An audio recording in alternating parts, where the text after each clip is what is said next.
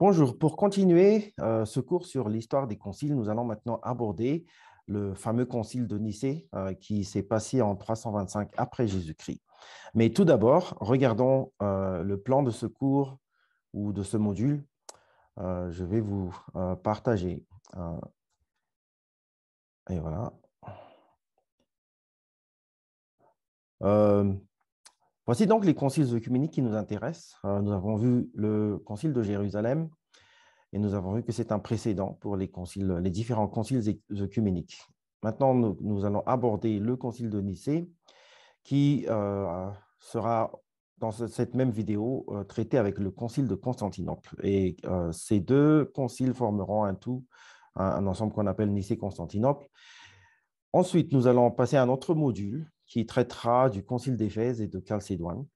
Et dans une dernière vidéo, nous allons aborder les trois derniers conciles sur la liste des sept conciles œcuméniques. Voilà.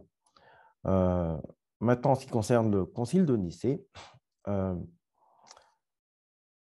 nous allons aborder la question sur le concile d'une manière plutôt générale, vu la contrainte du temps.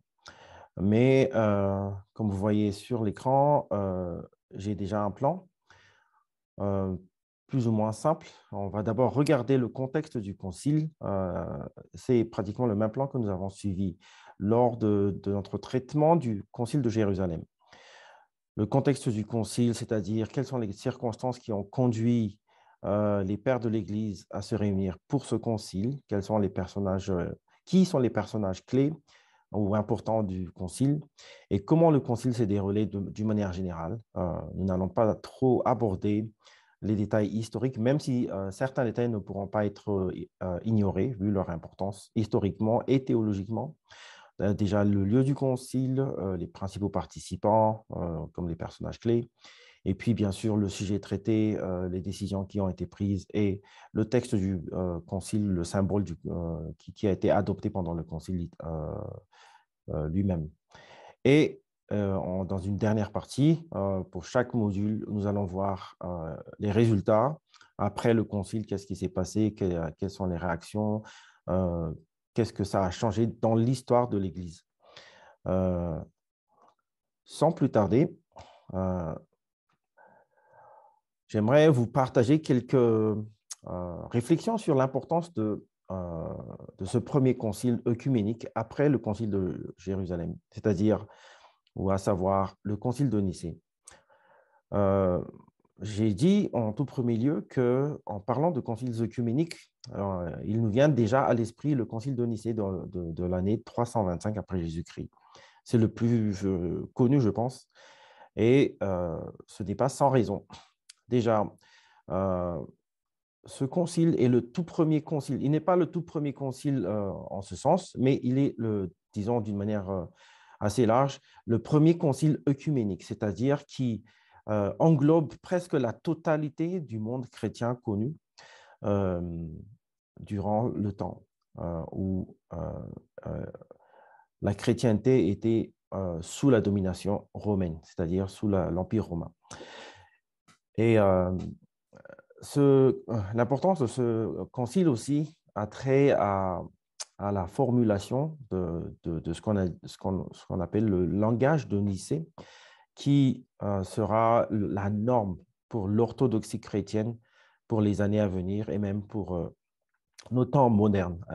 Je voudrais dire par cela le terme qui a été adopté pendant le concile de Nicée, c'est-à-dire la relation entre le Père et le Fils, et le mot grec, le homoousios ou le homoousion, qui veut dire de la même substance, qui a été adopté pendant le concile de Nicée. Donc, c'est un langage qui est quand même sans précédent par rapport à un consensus. Il n'a jamais été établi un consensus qui a adopté un tel langage, d'autant plus que le langage n'est pas biblique. Il n'est pas dans la Bible, mais le concept est biblique. Donc, Donc, voilà l'importance de ce concile. Et comme je l'ai dit, mais je le répète un peu, le langage restera la référence pour l'orthodoxie chrétienne pour les années à venir et même les conciles à venir. Les conciles qui viendront après le concile de Nicée continueront à se référer au concile de Nicée comme la norme de l'orthodoxie chrétienne. Euh, donc, passons au contexte de ce concile. Et j'aimerais vous partager mon écran pour que vous puissiez un peu voir.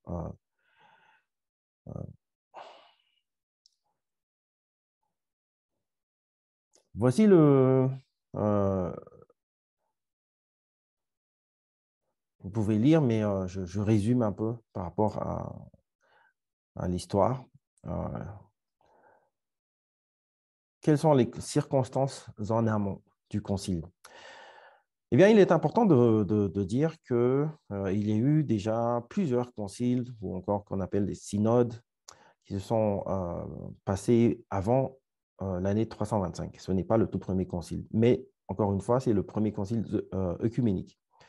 Sur le plan sociopolitique, Constantin Ier met officiellement fin à la persécution sous Dioclétien avec l'édit de Milan en 313. Donc, il n'est pas encore empereur, il est membre de la tétrarchie en ce moment. Il deviendra seul empereur en l'an 324. Mais en 313, il met officiellement fin à la persécution qui est quand même la plus virulente de l'histoire que les chrétiens ont jamais connue jusqu'à maintenant. Et ceci met déjà Constantin dans une position très favorable et très honorée par les chrétiens.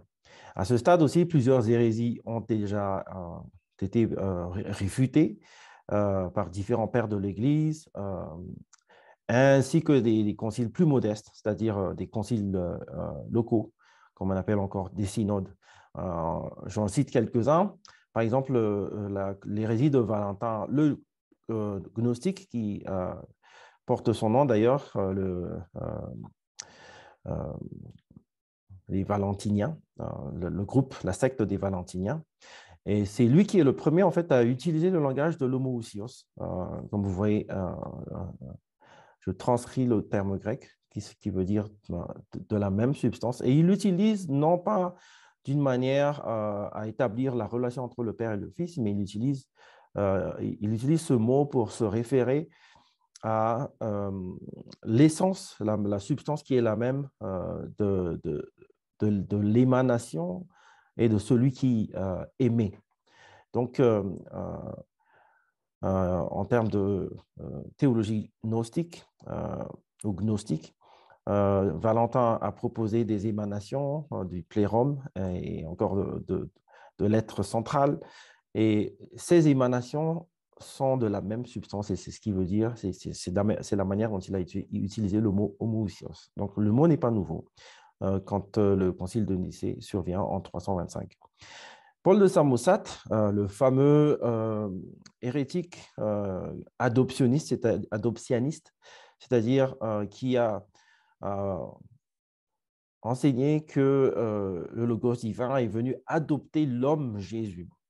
Donc, en Jésus-Christ, il y avait un homme qui était né en tant qu'homme, qui n'avait rien à voir avec le Fils de Dieu ou le Logos de Dieu. La sagesse de Dieu, le Verbe divin. Mais il a adopté, il a complètement annihilé l'âme de Jésus et il a complètement imbibé, disons.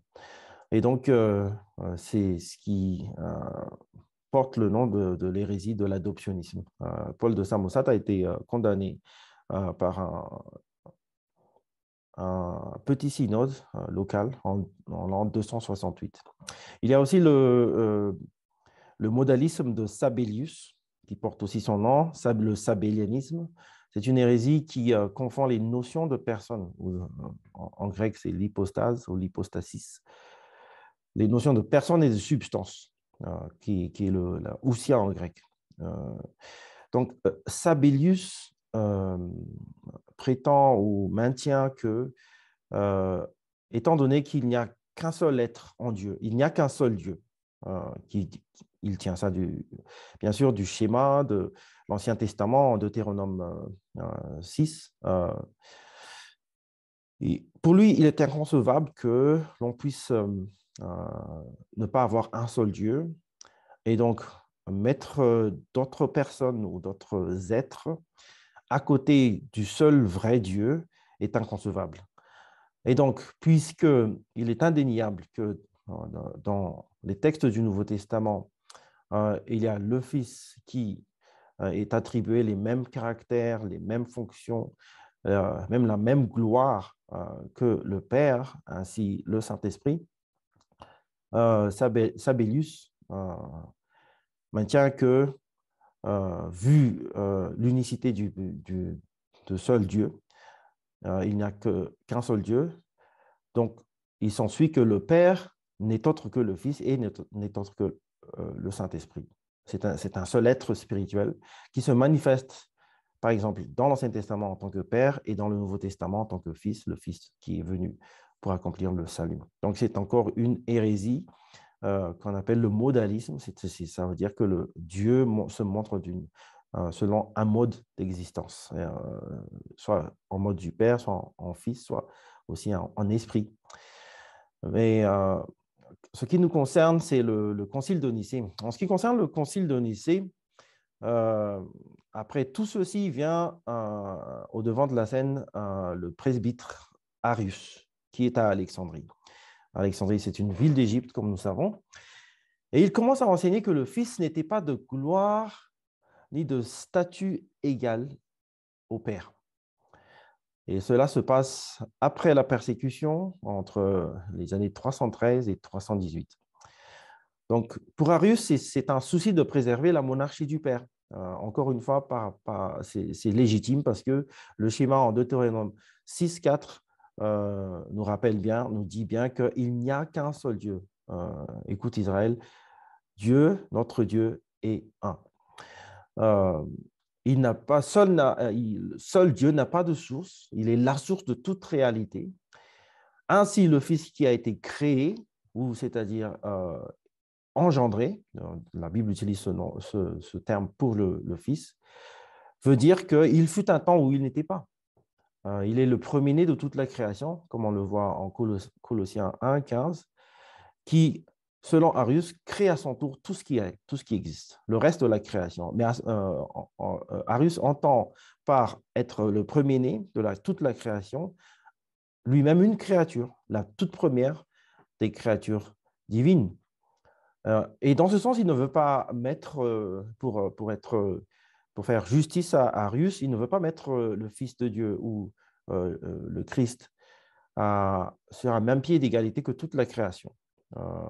Il faut lui donner ce qu'il veut vraiment entendre, c'est il est quand même un médiateur entre toute la création qu'il a lui-même créée et le créateur, le Dieu créateur qui est isolé, qui est lui-même la source de toute réalité. Entre ces deux réalités, il y a le Fils de Dieu qui n'a rien à voir avec le reste de la création tellement il est grand et éloigné. Mais lui, aussi élevé qu'il soit, sa gloire et son existence n'a rien à voir avec le seul Dieu incréé qui n'a pas de source, qui n'a pas d'autre cause que lui-même. Et donc, voilà pour Arius. Bien évidemment, ça ne s'est pas passé sans remous. Son évêque à Alexandrie, Alexandre d'Alexandrie, après quelques échanges de lettres, de quelques petites échanges amicaux, je dirais, entre guillemets quand même, Alexandre finit par convoquer un petit synode régional et dépose Arius de ses fonctions. Ça se passe dans l'année 320, aux alentours des années 300, de l'année 320. Vous savez, la datation, les dates sont toujours plus ou moins, en ce qui concerne l'histoire, d'autant plus qu'on remonte assez loin. Et donc, Arius, après avoir été déposé, il en appelle à d'autres évêques dans le royaume. Il en appelle à Eusèbe de Nicomédie, qui lui répond favorablement, cela sera déjà, scellera une amitié entre eux qui lui vaudra le soutien presque inconditionnel d'Eusèbe de Nicomédie.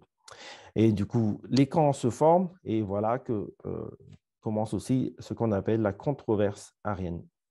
Donc, avant de continuer, j'aimerais souligner les personnages clés. Il y a bien sûr Arius et Alexandre, les deux protagonistes. Ils sont tous, je rappelle, ils sont tous à Alexandrie. Il y a Eusèbe de Nicomédie. Cet Eusèbe est un proche de Constantin. C'est lui qui va baptiser Constantin sur son lit de mort en 337. C'est un évêque très influent. Et il y a un autre Eusèbe, dit de Césarée, et c'est lui qui a écrit le premier fascicule d'histoire de l'Église que nous connaissons, l'histoire ecclésiastique. Il est aussi un proche de Constantin qui écrira son panégyrique. Il lui donnera un panégyrique très élogieux au premier jour du concile de Nicée, parce que Constantin sera là. Et Eusèbe de Césarée est un disciple post-mortem, si l'on pourrait dire, d'Origène, c'est-à-dire que c'est un étudiant d'Origène et qui reçoit beaucoup de la tradition origénique. Et bien sûr, il y a l'empereur Constantin et son conseiller théologique pendant ce temps, Ossius de Cordoue. C'est lui qui sera chargé par l'empereur Constantin d'une missive pour essayer de remettre l'ordre entre Arius et Alexandre, essayer de voir s'ils ne peuvent pas se réconcilier ou prendre des positions de compromis. Et donc, en 324, Constantin envoie cette missive par Ossius de Cordoue. La missive échoue. Ni Alexandre ni Arius ne sont prêts à compromettre leur position ni leur théologie. Ils sont tous convaincus, et c'est ainsi que ça se passe, c'est ainsi que la controverse se crée. Arius n'entend pas céder un centimètre ou un millimètre de sa position. Pareil pour Alexandre, vu que pour Alexandre, la position d'Arius est un pur blasphème. Donc, il ne s'agit pas de céder le moindre terrain par rapport à Arius. Alors, j'aimerais quand même mentionner un peu par rapport à Athanas d'Alexandrie. À ce point, Athanas d'Alexandrie, par rapport au concile de Nicée, n'a pas joué un rôle très important, quoique en ce moment, il est un diacre ou un assistant auprès d'Alexandre et il a assisté à ce fameux concile.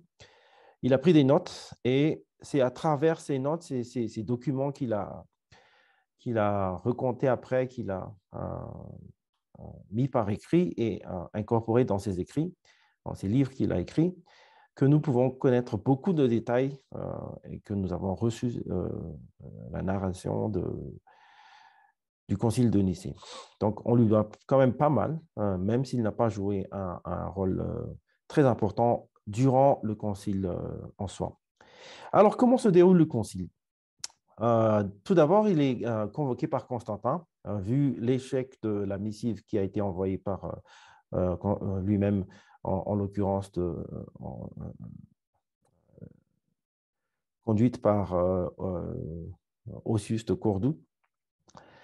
En l'an 325, Constantin finalement convoque tous les évêques du monde chrétien connu pour un concile général, un concile œcuménique, comme on dirait, qui se passera à Nicée. Nicée, je vais vous montrer la carte de la chrétienté. Alors, cette carte, elle date des années plus byzantines, quand le royaume sera déjà, le royaume romain est déjà converti en royaume byzantin. Ça, c'est après la chute de Rome en 410, le, le pillage de Rome par Alaric, le Wisigoth. Donc, Nicée, c'est tout juste en bas de Constantinople. Donc, ça, c'est toute l'Asie mineure. Et ici, c'est la Grèce et bien sûr l'Europe, l'Italie. Voilà. Et vous voyez que Constantinople est ce petit point qui relie l'Asie mineure et la Grèce. Et Nicée n'est pas loin de Constantinople. Donc voilà où le concile de Nicée aura lieu.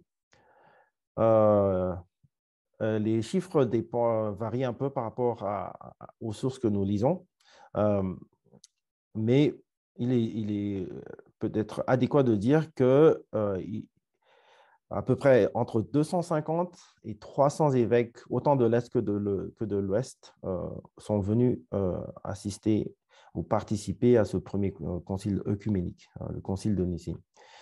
Et il est juste à noter que les conciles subséquents mentionnent un chiffre assez précis de 318 évêques qui ont participé au concile de Nicée, mais il est probable qu'ils utilisent ce chiffre symboliquement pour rappeler le nombre des serviteurs d'Abraham en Genèse 14, 14, quand Abraham est parti en poursuite à Kedorlaomer pour délivrer Lot, son neveu, et tous les prisonniers avec lui. Donc voilà un peu ce qui en est du contexte du concile de Nicée. En passant au sujet qui a été traité, bien sûr, il s'agit de réfuter la théologie d'Arius, l'enseignement d'Arius, dans ce sens où c'est quand même toute la majorité, presque la grande majorité du monde chrétien qui ne reçoit pas les convictions d'Arius. Alors, quelles sont les convictions d'Arius? Premièrement, Arius a enseigné que le Fils de Dieu, puisqu'il était engendré, il n'est pas de toute éternité, c'est-à-dire il fut un temps où il n'était pas. Même s'il est différent de toute la création, il est le premier-né de toute la création. Il est quand même une créature. Il a été créé, mais à travers lui, Dieu a maintenant délégué l'œuvre de la création à cette première créature. Donc, voilà, en général, il y a plusieurs détails par rapport à ce qu'on pourrait dire sur la théologie d'Arius. Mais déjà, ce qui est significatif, c'est de mentionner qu'il est une créature, même s'il est une créature infiniment plus élevée, infiniment plus parfaite que le reste de toute la création.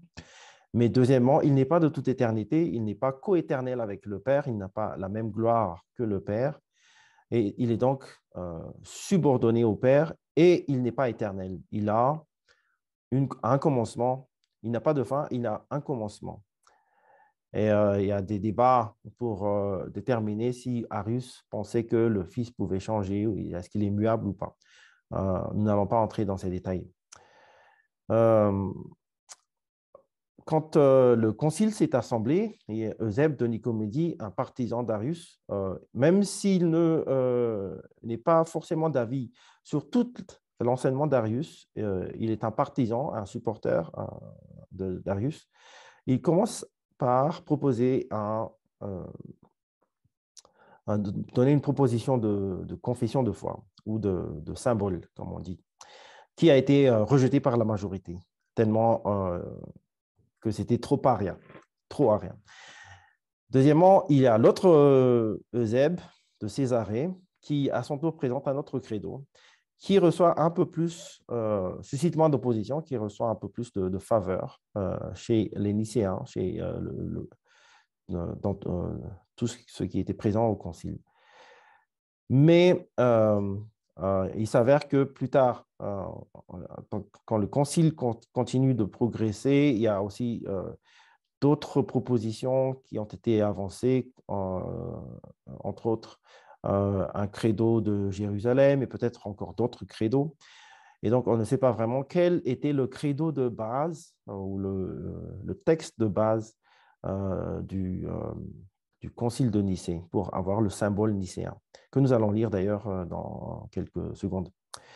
Euh, Quand le Concile on est arrivé à former un texte de symbole, vu l'hésitation des Ariens, des prêtres ariens, des évêques ariens ou semi-ariens, des sympathisants ariens, euh, Constantin, à son tour, a pris en main les choses et a menacé d'exil tous ceux qui n'accepteront pas de signer le symbole ou de souscrire au symbole. Donc, nous voyons par cela déjà le rôle de l'empereur. C'est une toute première par rapport à la vie de l'Église. Et on verra que dans les conciles plus tard, les conciles subséquents auront encore une marque très, très, très prononcée de la main de l'empereur, quel qu'il soit, que ce soit Constantin lui-même ou les successeurs de Constantin.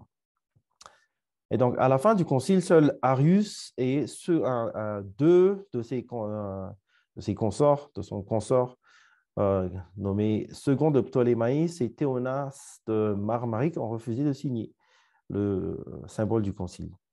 Mais il y a aussi Eusèbe de Nicomédie qui était un ami inconditionnel. Il a signé le concile, le texte du concile, mais il n'a pas signé le texte des anathèmes. On verra plus tard qu'en est-il, qu'est-ce qu'il y a dans les anathèmes, ainsi que Théognis de Nicée. Et donc, voilà pour le déroulement du concile. Maintenant, nous allons lire le credo final qui a été adopté par la majorité du concile de Nicée. Et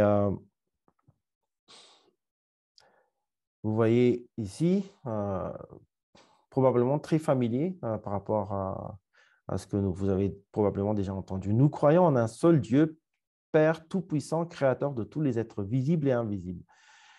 Et en un seul Seigneur Jésus-Christ, Fils unique de Dieu, né du Père, c'est-à-dire de la substance du Père, Dieu de Dieu, lumière de lumière, vrai Dieu de vrai Dieu, engendré et non fait, consubstantiel au Père, ça c'est le homoousios en grec, par qui a été fait tout ce qui est au ciel et sur la terre, qui pour nous, hommes, et pour notre salut est descendu, s'est incarné, et s'est fait homme, a souffert, est ressuscité le troisième jour, est monté aux cieux, et viendra de nouveau juger les vivants et les morts, et au Saint-Esprit.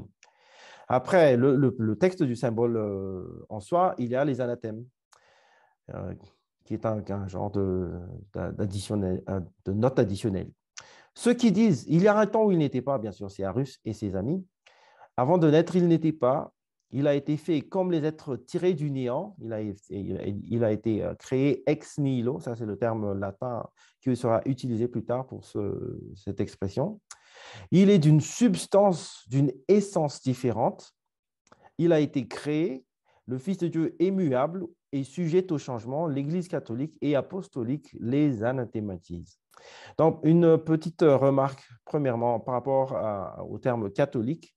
Je pense bien que pas mal d'entre vous seront peut-être surpris de voir l'utilisation de ce terme très tôt. Vous pensiez peut-être que le terme signifie l'Église catholique telle que nous la connaissons aujourd'hui. Eh bien, tout simplement, dans ce temps-là, le mot catholique veut dire universel. L'Église universelle, c'est un terme technique pour dire l'Église dans sa totalité. Et ça n'a rien à voir avec le sens dénominationnel que nous connaissons aujourd'hui comme désignant l'Église catholique apostolique romaine. Donc, c'est quand même assez différent. Alors, quelques commentaires par rapport à ce texte du symbole. Premièrement, si nous lisons, je disais que il y a toujours un débat par rapport à l'origine du texte. Si nous lisons dans 1 Corinthiens, chapitre 8, verset 6, nous remarquons une petite, pas une petite, mais une vraie similarité par rapport à la structure du concile de Nicée, du symbole de Nicée, avec ce verset. Et il n'est pas improbable que c'est ce verset qui a été pris comme modèle et qui a été étoffé, disons, par rapport aux termes additionnels. Lisons dans 1 Corinthiens 8, verset 6. Il n'y a qu'un seul Dieu. Je vais lire un peu plus en amont.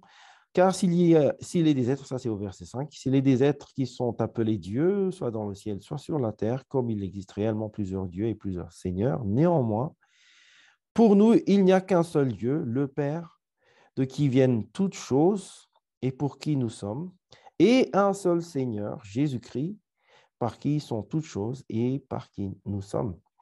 Voilà le symbole. Nous croyons en un seul Dieu, Père Tout-Puissant, ça c'est un peu rajouté, créateur de tous les êtres visibles et invisibles, et en un seul Seigneur Jésus-Christ. Voilà le parallèle avec 1 Corinthiens 8.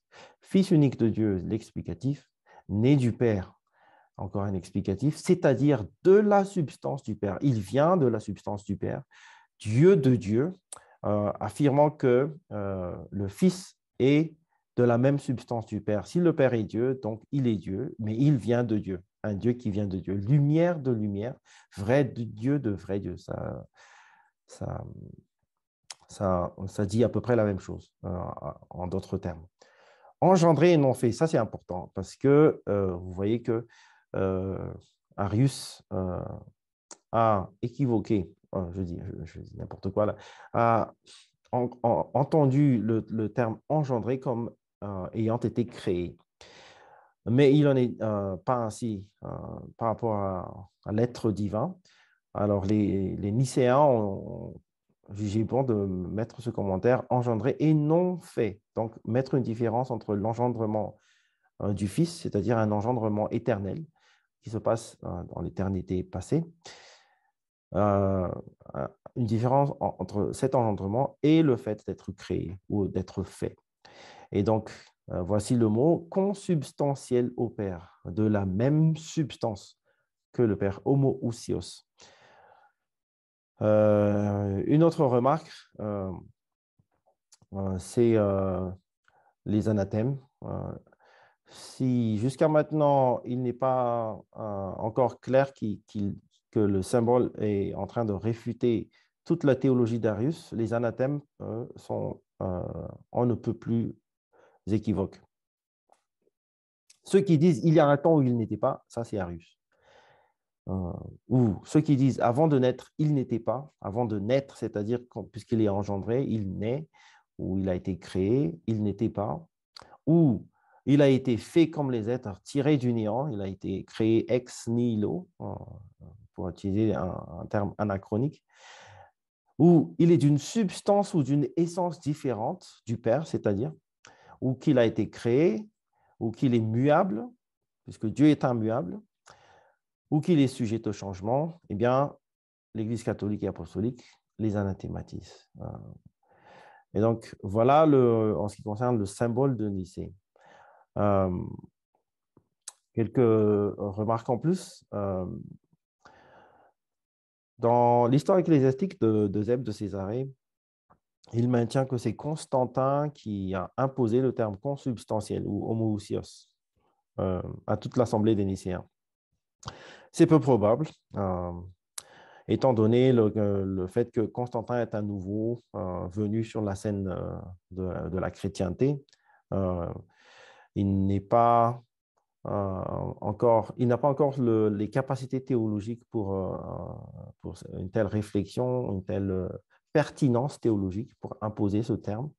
Mais il serait plus opportun, je dirais, de penser que le terme a été suggéré par son conseiller théologique, en l'occurrence Osius de Cordoue. Osius de Cordoue, quand sa missive de réconcilier Alexandre et Arius a échoué, et donc l'empereur a finalement convoqué toute la chrétienté à venir assister au concile. On peut conjecturer que Osius s'est concerté avec Alexandre pour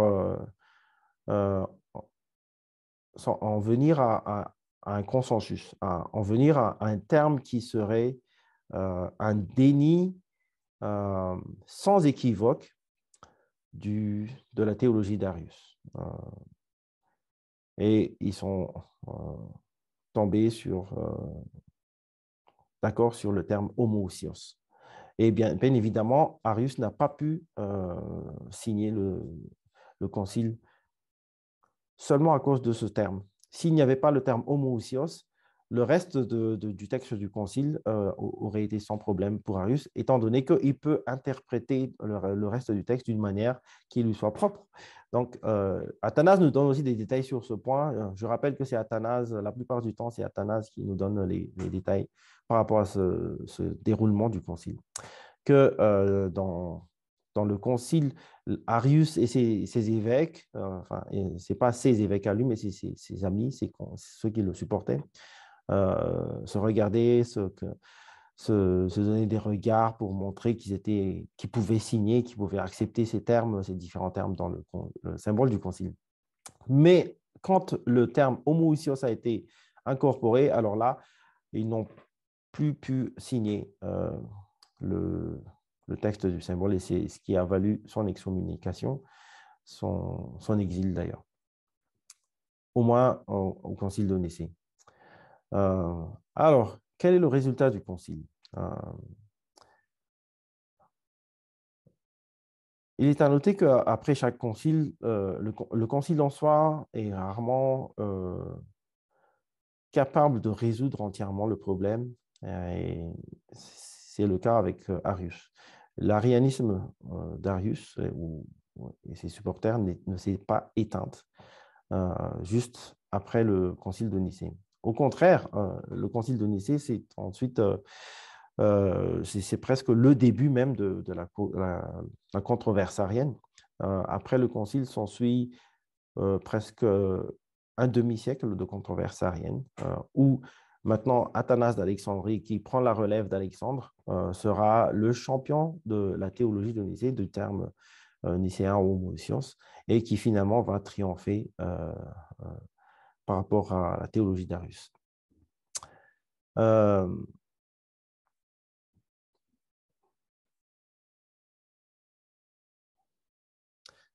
Après le concile de Nicée, un grand absent dans le texte du concile de Nicée, enfin, ce n'est pas un grand absent, mais si vous avez remarqué, il n'y a juste qu'une seule mention du Saint-Esprit. Vers la fin du concile, du symbole, il est écrit, après avoir tout expliqué sur le Fils, et il s'ajoute, et au Saint-Esprit. Nous croyons au Saint-Esprit. Après le concile, quelques années après, quelques décennies, je dirais, il est apparu ceux qui combattent l'esprit. C'est un terme qui a été utilisé par Athanase, les pneumatomaques. Vu que le concile de Nicée n'a pas trop élaboré sur la divinité du Saint-Esprit, eh bien, après le concile de Nicée, il y a eu des problèmes par rapport au Saint-Esprit.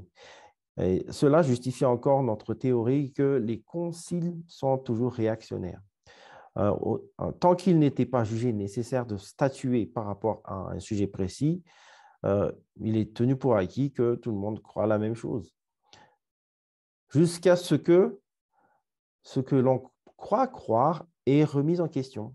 Et donc ici, il y a, après Nicée en 325, à partir des années 350, il y a les pneumatomaques qui acceptent la divinité du Fils de Dieu, même en tant que consubstantiel ou homoousios au Père, mais n'acceptent pas ce même terme pour le Saint-Esprit.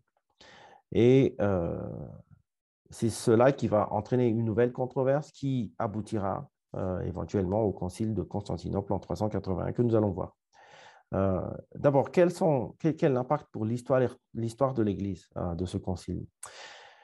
Eh bien, le concile de Jérusalem nous a permis de légitimiser l'idée d'un concile déjà. Premièrement, le concile est quand même légitime par le fait qu'il a un précédent, l'idée de concile a un précédent biblique.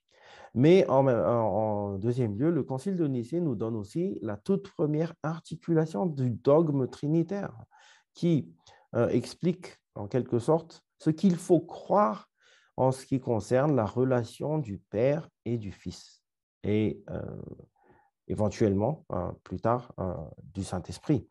Donc, c'est le tout premier pas vers l'élaboration du dogme. Ce n'est pas que les chrétiens ne croyaient pas en ce dogme, c'est l'élaboration, c'est l'articulation, la formulation de ce dogme qui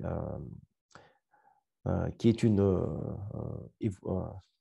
qui est un progrès ici, qui est une nouveauté, disons, si l'on peut dire.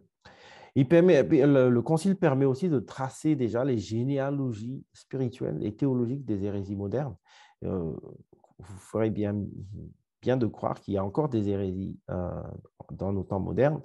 Et en regardant au concile et ce qui a été combattu ou réfuté durant le concile, nous pouvons voir quelle est la généalogie ou le, les sources théologiques des hérésies modernes, en l'occurrence le modalisme ou l'arianisme.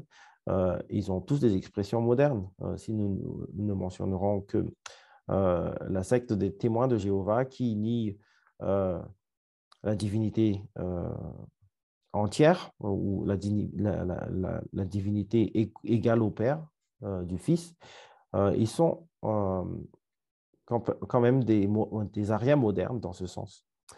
Il ne nie pas que Christ, on peut appliquer le terme Dieu à Christ ou au Fils de Dieu, mais il faut l'entendre d'une manière inégale ou différente du Père. C'est aussi la position d'Arius. Arius n'avait pas de problème à utiliser le mot Dieu pour le Fils, étant donné qu'en Jean, dans l'évangile de Jean, Jésus utilise ce terme pour le désigner lui-même, pour se désigner lui-même. Il n'a pas de problème par rapport à ça. Voilà donc pour le concile de Nicée. C'est un survol. Il y a beaucoup de détails historiques que nous avons omis. Mais pour comprendre un peu qu'est-ce qui s'est passé et quel est le résultat de ce concile. Et là, maintenant, nous allons voir le concile de Constantinople qui a été tenu en 381. Après, donc, le concile de Nicée, qui a juste mentionné en passant le Saint-Esprit. Je vous ai dit qu'il y a les pneumatomaques qui maintenant remettent en question la divinité du Saint-Esprit ou l'égale divinité, la même gloire du Saint-Esprit au Père et au Fils, même s'ils acceptent le terme consubstantiel appliqué au Fils. Eh bien, il se développe plusieurs hérésies, entre autres celui des pneumatomaques, mais en même temps, même l'hérésie arienne, elle aussi se développe, malgré que le concile de Nicée a déjà statué. Il y a d'autres ariens, même un peu plus, ou je dirais beaucoup plus strict et beaucoup plus extrême que Arus. J'entends par là les eunomiens, les eudoxiens. Et ces ariens de la deuxième partie des années 300, c'est-à-dire du IVe siècle, enseignent carrément que le Fils est d'une nature différente que le Père. C'est-à-dire qu'il n'a rien à voir avec la nature du Père. Avec Arius, il y a eu des sympathisants ou des intermédiaires entre la position d'Arius et les Nicéens qui ont proposé l'idée de semblable, une nature semblable au Père. Ça, c'est le homoiousios au lieu de homoousios. Mais là, les nouveaux ariens, les eunomiens, prônent l'anoméisme. Il n'y a aucune similitude entre le Fils et le Père. Donc, l'hérésie arienne se développe. Il est donc encore très important pour l'Église de réfuter cette nouvelle forme, ce regain d'énergie de l'hérésie. Athanase, à son tour, maintenant, il est au devant de la scène. Il est le premier défenseur du symbole de Nicée, écrit entre autres les lettres à Sérapion pour défendre la divinité du Saint-Esprit, dans quelles lettres il applique le mot consubstantiel à l'Esprit aussi, autant au Fils qu'à l'Esprit.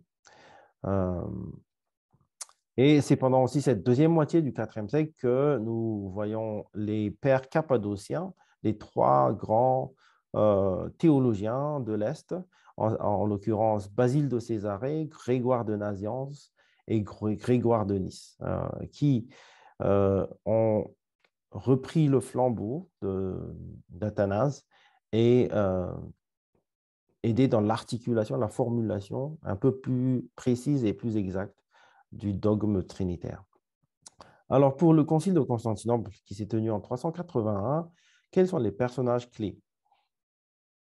Premièrement, il y a Grégoire de Nice, les deux Grégoire, Grégoire de Nice, Grégoire de Nazianze.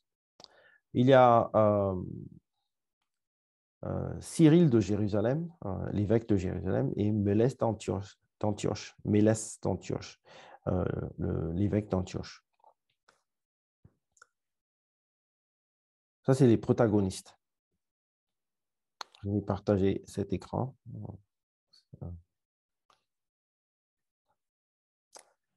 Alors, comment s'est déroulé le concile et comment ces différents protagonistes ont joué un rôle dans ce concile?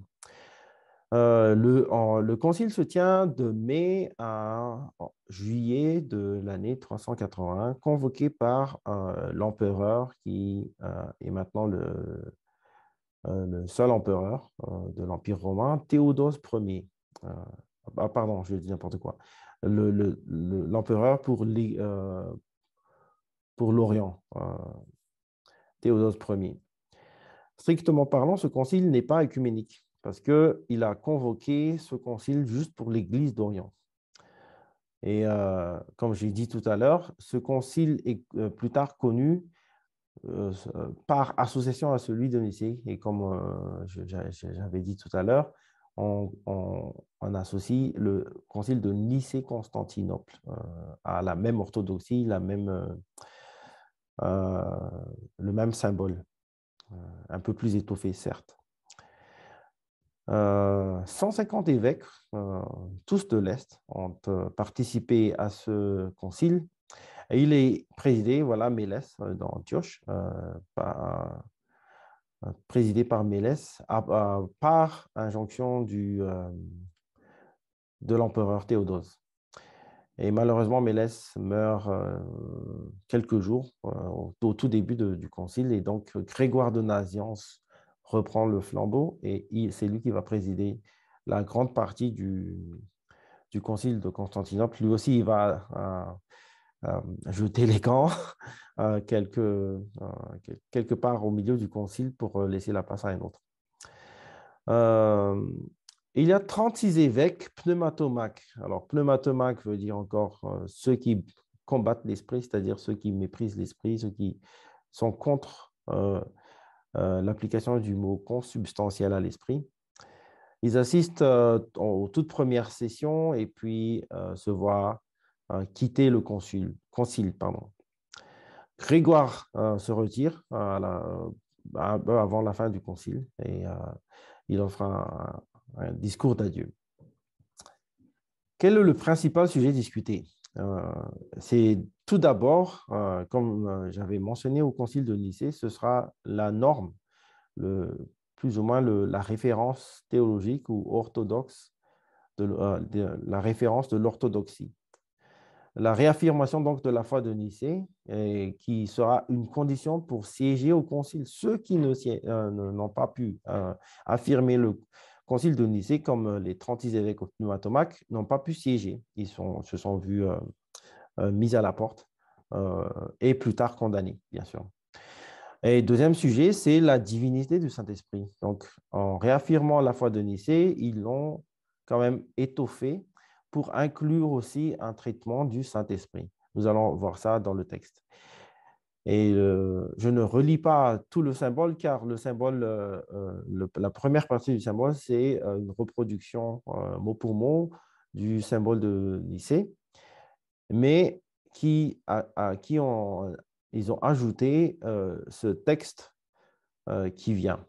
Nous croyons en l'Esprit Saint qui règne et qui donne la vie, qui procède du Père, qui a parlé par les prophètes, qui, avec le Père et le Fils, est adoré et glorifié. Nous croyons en une seule Église, nous croyons une seule Église, sainte, catholique et apostolique. Nous confessons un seul baptême pour la rémission des péchés. Nous attendons la résurrection des morts et la vie du monde à venir. Et donc, si cette addition met l'accent sur, quand même, c'est clair qu'il est en train de mettre l'accent sur la divinité de l'Esprit, il est quand même à noter que le mot consubstantiel n'est pas là. Il est dans la première partie appliqué au Fils, mais il n'est pas ici reproduit pour être appliqué au Saint-Esprit.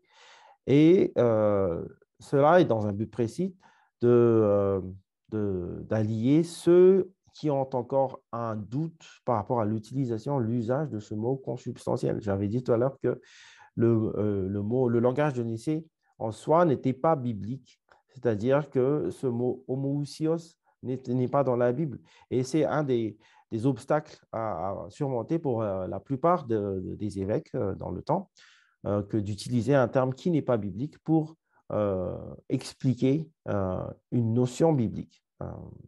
Tout le monde est d'accord par rapport à, enfin, pas tout le monde, la grande majorité est d'accord par rapport à cette relation entre le Fils et le Père, coéternel, même gloire, même essence et tout cela, c'est-à-dire provenant de l'essence du Père, mais c'est sur l'utilisation du terme homoousios qui a un peu fait douter certains. Et dans un esprit de conciliation, le mot n'est pas inséré par rapport à l'esprit, mais il est entendu, si l'on pourrait dire. Voilà pour les deux conciles, euh, les deux premiers conciles œcuméniques, à savoir Nicée et Constantinople, que nous pouvons associer en Nicée-Constantinople. Quelques questions auxiliaires qui ont été abordées également, avant de terminer ce module. Euh, il serait bien de noter qu'il y a 4 canons de discipline ecclésiastique euh, à la suite des canons de Nicée.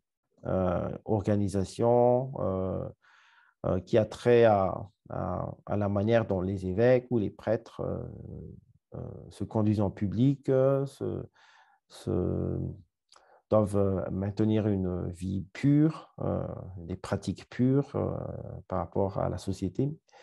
Il y a aussi à noter le canon 3 qui est une affirmation de la primauté de l'évêque de Rome et de Constantinople. Donc, très tôt dans l'histoire des conciles, l'évêque de Rome ou le siège épiscopal romain est vu comme ayant une certaine primauté, un certain privilège, vu que c'est Rome est la ville où ont été martyrisés les deux principaux apôtres, Pierre et Paul.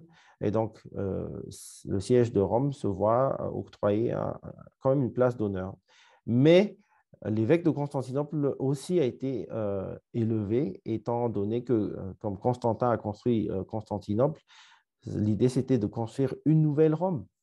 Et donc, étant la nouvelle Rome, le siège de Constantinople aussi se voit un peu élevé de cette manière. Mais on n'en est pas encore au stade où on considère l'évêque de Rome comme le pape, comme l'Église catholique le fait de nos jours. Euh, il y a encore pas mal de siècles à venir pour en arriver à cela. Et donc, nous terminons ce module par ces quelques remarques. Je rappelle donc que ce qui a suscité ces deux conciles, c'est une réaction par rapport à un enseignement hérétique, en l'occurrence celui d'Arius qui euh, a, a dénié la nature du Christ comme étant égale au Père, qui a dénié son éternité avec le Père. Et ainsi, au Concile de Constantinople aussi, les pneumatomaques qui ont fait la même chose par rapport à l'Esprit. Et nous voyons que les pères se sont rassemblés pour affirmer et asseoir ce dogme en réaction par rapport à, à l'hérésie. Cela ne veut pas dire ils sont venus et créé un dogme. Ils sont venus ensemble pour élucider ou pour avoir une meilleure idée de ce qu'ils croient, en réfutant l'hérésie que tout le monde, ou la majorité du monde, rejette. Voilà donc pour les deux conciles. Je vous invite à persévérer dans cette histoire, dans ce cours sur l'histoire des conciles, et nous passerons dans notre prochain module aux deux prochains conciles œcuméniques. À bientôt. Merci.